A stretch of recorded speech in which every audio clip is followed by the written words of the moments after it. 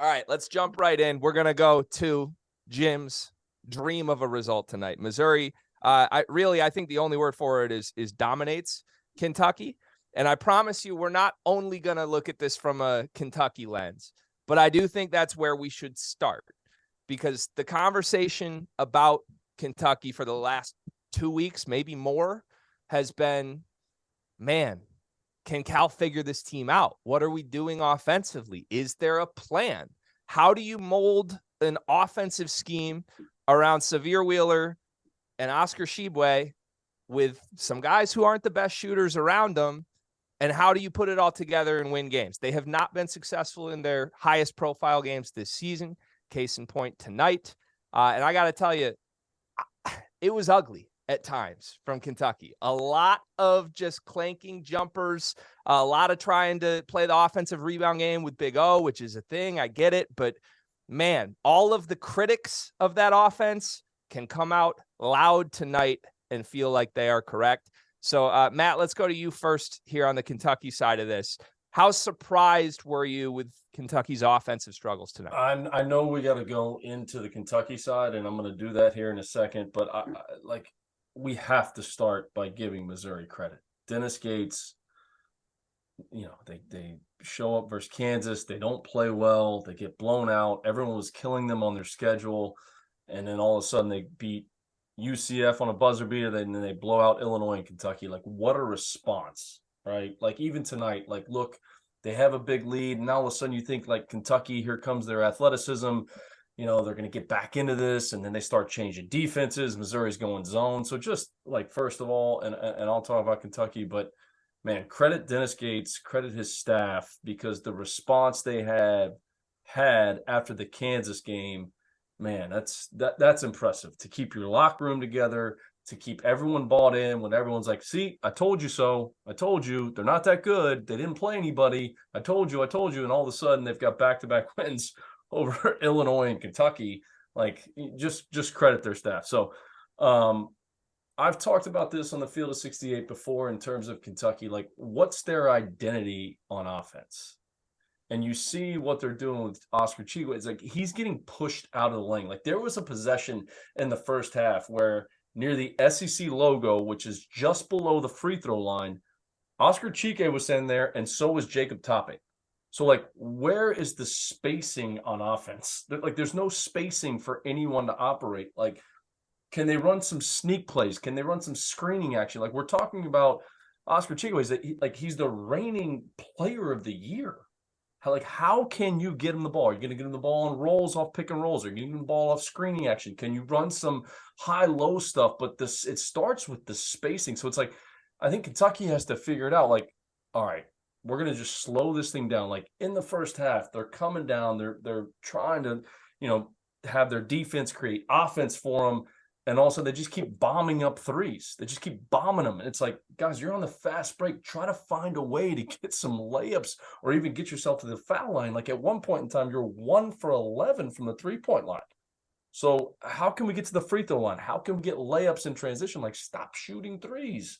But I think more or less, like, what's our identity? Should we slow it down? Should we try to win games in the 50s? Or should we just play completely chaotic and try to turn teams over and get more easy baskets in transition? I think they have it, but, like, for having the reigning player of the year, like, how does he only have one field goal attempt in the first half? I don't understand that. Like, there's actions you can run. You can run screening actions to get him the ball in the block. You can get him off rolls, off spread pick and rolls, throwback, go inside. And, it's hard for me to critique, Coach Calipari, who's in the Naismith Hall of Fame. But I just think, offensively, they have to have a level of identity, because when the ball does go inside and he's getting double teamed and he's throwing it out, and all of a sudden you're 1 for 11 for I thought another play in the game that was kind of a microcosm of their offense was early on in the second half. Jacob Toppin, he shot a three. It never even came close to the rim. So it's what are we doing? Who's in the game? What are we running on offense? And how do we get one of the best players in college basketball the ball in areas where he can be successful? Yeah, he seems to really be tied down to the combo of Ware and Toppin at the 4 right now. Those guys combined for 43 minutes tonight. the shooters off the bench, theoretically, in theory, Reeves and Frederick, 18 minutes combined tonight. Like, you're just not getting a lot from them. So, Jim, throwing it to you, and we're going to get to Mizzou. I promise you that. Throwing it to you, though, do you think this is more like a Calipari issue right now? Like, is he making mistakes handling this team, or is this more of a roster build issue?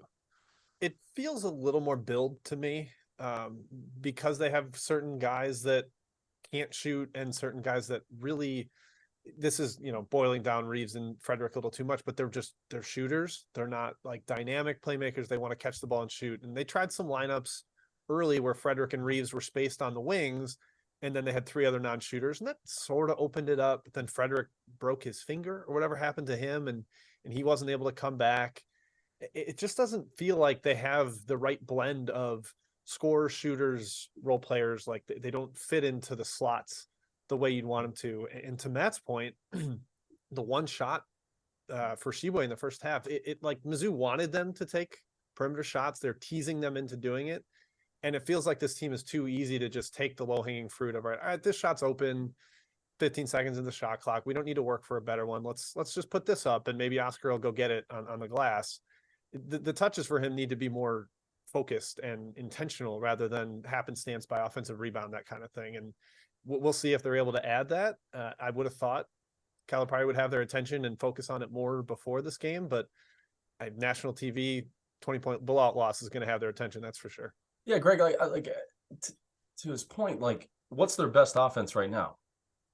Chuck it and let Oscar go get it off the backboard and put it back in, right? Like, I mean, that's ultimately right now what's been the most successful. It's how do you do misdirections and get him the ball on the block, the screening action. Like, he's such a talented, post player. Like, I mean, like, look at Zach Edey at Purdue. Like, Purdue runs stuff to get him the ball in spaces for him to be really successful. And it's misdirections and it's cutters, and all of a sudden the ball's dumped in the post, and just different things to get him the ball down there in areas for him to be successful. So I think they have to start there. Like, we've got arguably the best player in the country, and he's rebounding at such a ridiculous rate. How can we get him the ball down there on the block after the defense has moved, where he can operate and go get a basket? Right? You can't just come down the floor, run one down screen and dump it into him. The defense has to move before you can get the ball to him so he can be successful. So I just think they've got to start there. Yeah, I'm sure there were a lot of NIL related promises made to players who have returned for an extra year when maybe they could have pursued other options. Maybe Cal's big promise to Oscar was just, hey, you come back, we'll surround you with guys who will put bricks up, and you can go set some rebounding numbers. Doesn't that sound lovely? Because there's certainly plenty of them on this team right now. Like, Greg, there was a, and not to catch up, there was a possession in the first half where they got a steal, and they're on the fast break, and I think it was like a 3-on-1, like a 3-on-1 situation, and they're 1 for 10 or 1 for 9 at this point from the 3-point line, and they shoot a 3 on the break. It's like, guys, go in there, get a dunk, get a layup, or get yourself to the foul line. And I think that's just kind of a microcosm of their offense right now. They've got to create some type of identity. Yeah, 100%. I also think just from a guard standpoint, they're missing the NBA guys they normally have. And that sounds very obvious to say. I love Cason Wallace. I just love his game. I think he's an absolute defensive pest. To shoot it as well as he has this year is incredibly impressive for me. To me, the only thing they could try is just moving a lot more usage his way. He shot the ball a ton tonight. He was 5 for 13 from 3 tonight. And obviously that didn't translate to the score sheet from a win-loss standpoint. But to me, they've got to try to lean on their NBA guards the way they have in the past. And Wallace is really the only one they have this year. So let's flip this to the Missouri side. Obviously, Jim, you've watched this team your entire life, but particularly in the last 4 years. This team is a totally different team. Where the program is right now this year is just in a totally different stratosphere from the Missouri that I've seen in the better part of the last 5 years. What do you think the biggest thing is? Obviously, there's a lot of new faces. There's a new head coach, but what has made this team so successful so quickly this season? It feels like they play with a joy now, and part of that is the style. They have the freedom to run and pressure, and some of the shots they take early in the shot clock, maybe you're like, ooh, I don't know about, like Demoy Hodge has the quickest trigger, and he's allowed to, and he hits some big ones that way. Like Matt mentioned, Kentucky taking a transition three. Well, they were going down for Missouri, and Hodge took one in the second half after Kentucky had cut it to 9, and they got a steal, and Hodge pulled up from 3 and just buried it. And there is just like that energy and cohesion and chemistry, which I think is really hard to build considering all the turnover that roster had. We didn't really get to drill into it with Kobe Brown in our interview, but we didn't. I was surprised to see how quickly that came for them, especially after the loss that they had to Kansas. That's the type of thing that could have pulled apart the team. But man, they rally together. They kind of have the we're in our own foxhole thing, and they've got a lot of guys that just are out there willing to defend and do the dirty work. That Ronnie DeGray is the Trago Millions, and it features everybody else, and it makes Kobe Brown look good. And it is a connected team right now that could do some big things.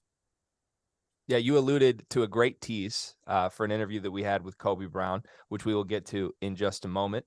But Matt, a lot of people doubted this Missouri team, to say the least. A lot of people on this very program right here at the Field of 68 have come on here and sort of shrugged them off. I think even given the Illinois result recently, given all the turmoil in the Illinois locker room right now and guys going on the podium and sort of crapping on each other, I think it was really easy to just say, oh, that was more about Illinois than it was about Missouri. Clearly after tonight, maybe we're wrong about that. Maybe this Missouri team has a little more than we thought, right? I mean, again, like I said earlier, like credit the coaching staff to keep the team together and block all that noise out. Like as soon as they lost to Kansas, got blown out at home, everyone's like I said, see, told you so. They're not that good. They shouldn't be ranked in the top 25. And they just stayed focused and they kept everyone together. And to be able to go out and play outside of a little run by Kentucky, the game really wasn't even close. Right. And everyone seems to be buying into their roles, which to me is the most impressive thing about this team. And I know we're going to get into the interview here in a second with Kobe, but man, for him to stick it out after a coaching change, like that doesn't happen very often. And here's a guy that could have probably gone anywhere in the country that he wanted to go to. And he stayed. And the success that he's having now, again, that's a tribute to him. And that's also a tribute to that coaching staff for building a relationship with him in a very short amount of time. Like that's not an easy thing to do. And to see them have the success, block out the distractions, stay focused, and go out and play the last 2 games at the way that they've had, man, it's impressive.